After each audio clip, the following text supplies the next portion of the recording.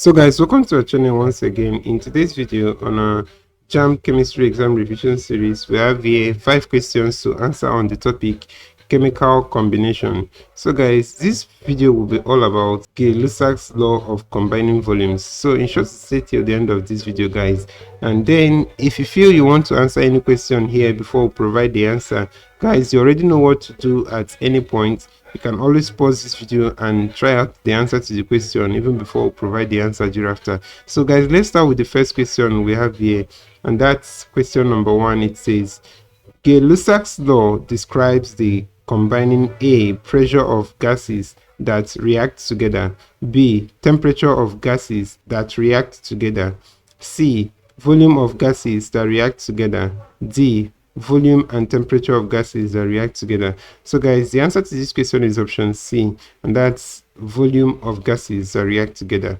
Gay Lussac's law describes the combining volume of gases that react together. So guys, let's check out the next question here, and that's question number 2. It says 150 cm cube of hydrogen is packed with 50 cm cube of oxygen at 100 degrees Celsius and 1 atm. The total volume of the residual gases is A, 100 cm cube, B, 150 cm cube, C, 200 cm cube, D, 50 cm cube.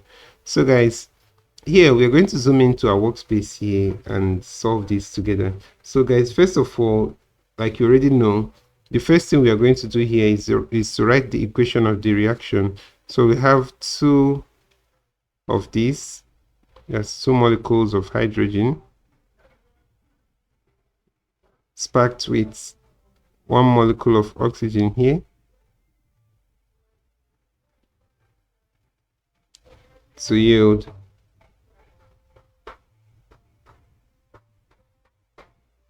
2 molecules of water here. So guys, having this now, we are going to go ahead and solve for this to know the volume of residual gases. But guys, to know the volume of residual gases, we have to know the volume of each of these gases before sparking, on sparking, and after sparking. So we are going to just before sparking, on sparking, and then after sparking. So guys, we're just going to represent this as before sparking, on sparking, and after sparking. So guys, let's draw a line over here to make this uniform. So let's just say this is, here is for hydrogen, here is for oxygen, and here is for the water vapor that was produced. So guys, we know that here 2 moles of this will be sparked with 1 mole of this to yield 2 mole of this. From the reaction we have here, this is 2, and then this is 1 for this, and then this is 2 for this. So guys, having this, we already know that this will be the way the volume will also be distributed. So let's first of all consider the volume before sparking. So the volume of hydrogen before sparking will correspond with the volume of hydrogen that was given to us, guys. 150 cm cube of hydrogen are sparked, so that means the volume of hydrogen before sparking is 150 cm cube. So we're going to write 150 here. Then it was sparked with 50 cm cube of oxygen, so that of oxygen is 50 cm cube. So guys, for water before sparking, there was no reaction, so which means before sparking water was 0 or nil, so that will be nothing here. So that makes sense because the product came when we've already sparked the hydrogen with the oxygen. So guys, that's why we have 0 here. So on the next step now, we are going to check out their volumes on sparking. So guys, on sparking we require 2 of these and 1 of these, then 2 of these. So guys, with this we are going to start with the volume of oxygen here, because that's the smallest here. So oxygen that was used in this process was just 50 cm cube. So guys, for hydrogen that was used on sparking, that was 2 times the volume of oxygen, since you have 2 here and 1 here, so that's 2 times the volume of oxygen. So guys, that's 100 cm cube. And then for the water yielded on sparking, that will be 100 again.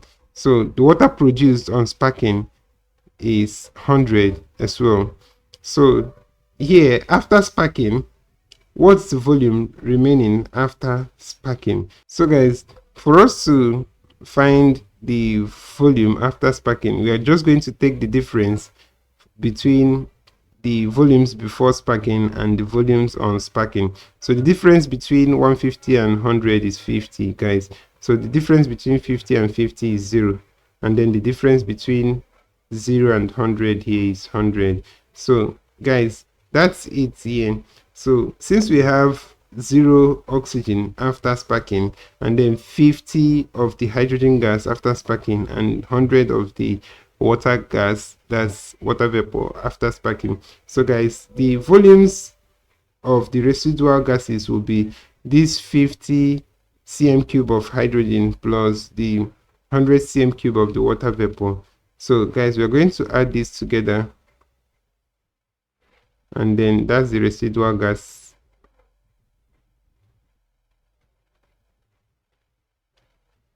That's 50 plus 100, and guys, that's 150. So guys, that's the answer to this question, and that's option B, guys. So let's go ahead and wipe this, and then let's consider the next question. So guys, the next question here is question number 3. It says, okay, we have an equation of a reaction here, and then the question says, in the reaction above, what volume of hydrogen would be left over when 300 cm cube of oxygen and 1000 cm cube of hydrogen are exploded in a sealed tube? So guys, let's zoom in right here to our workspace, and then let's try to solve this together. So we'll first of all write the equation of the reaction as always. So we'll have H2, 2H2 gas plus O2 gas to yield 2H2O gas, 2H2 gas, 2H2O gas. So guys, having written this equation of the reaction, the next thing we are going to do is to state out the ratio here. So this is in the ratio 2:1 is to 2. So guys, having stated that the ratio here, we have to understand the combining volumes. So they said in the reaction above, what volume of hydrogen would be left over when 300 cm cube of oxygen and 1000 cm cube of hydrogen are exploded in a sealed tube. So guys, 300 cm cube of oxygen was used here. So guys, remember, we always want to start with the smaller volume so that we will know the volume of the larger one that will be left. So guys, if 300 cm cube of oxygen is used in this reaction, what will be the volume of hydrogen that will be used up in this reaction? So guys, it will be 300 times 2, since this is in the ratio of 2:1 here. So guys, that means 300 times 2 is 600. So it means 600 cm cube of hydrogen was used, and 300 cm cube of oxygen was used, and then 600 cm cube of water gas, that's water vapor, was produced, because this is in the ratio 2 here is to 2 here. So if 600 was produced here, it means 600 was also produced here. then if 600 was produced here, 300 was produced here, or if 300 was produced here, 600 was produced here. So guys, having this, we know that we used 1000 cm cube, guys. So 1000 cm cube that was used in the reaction minus 600 cm cube that's reacted. So guys, that will be 400 here, 400 cm cube. So guys, the correct answer to this question here is option A, and that's 400 cm cube. So let's go ahead and wipe this off, and then let's check out the next question. So guys, the next question here is question number 4. It says, what volume of oxygen will remain after reacting 8 cm cube of hydrogen with 20 cm cube of oxygen? So guys, the reaction between hydrogen and oxygen can be represented to us. So let's zoom in to our workspace here. Again, we'll start with 2H2, then plus O2 to yield 2H2O. So guys, already we know that the ratio will be 2:1:2 here. Having known this, we said what volume of oxygen will remain after reacting 8 cm cube of hydrogen with 20 cm cube of oxygen. So guys, we are simply going to write this down here. 8 cm cube of this will require, since this is in the ratio 2:1, so this will require half of this. So half of 8 is 4 cm cube here, and then this will be 8 cm cube. So guys, if 4 cm cube of oxygen will only react here, it means out of the 20 cm cube, we'll have 20 minus 4 to give us 16 cm cube.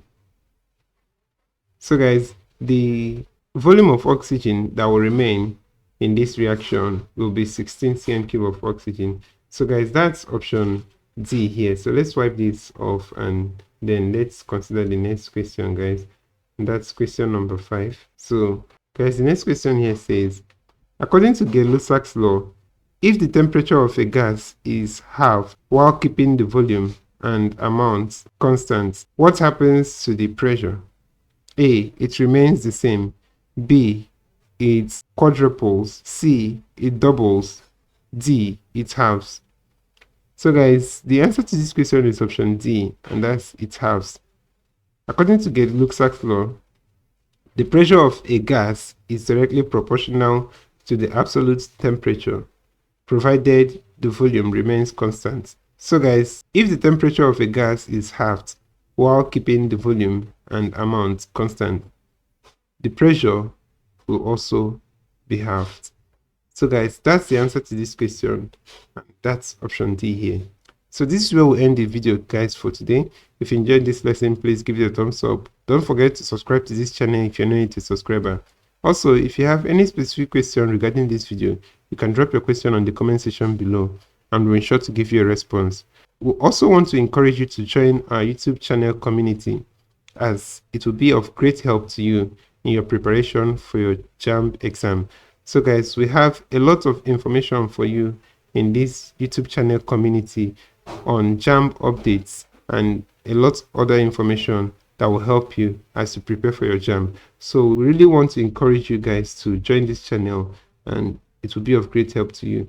So guys, thank you for watching this video, and see you in the next one.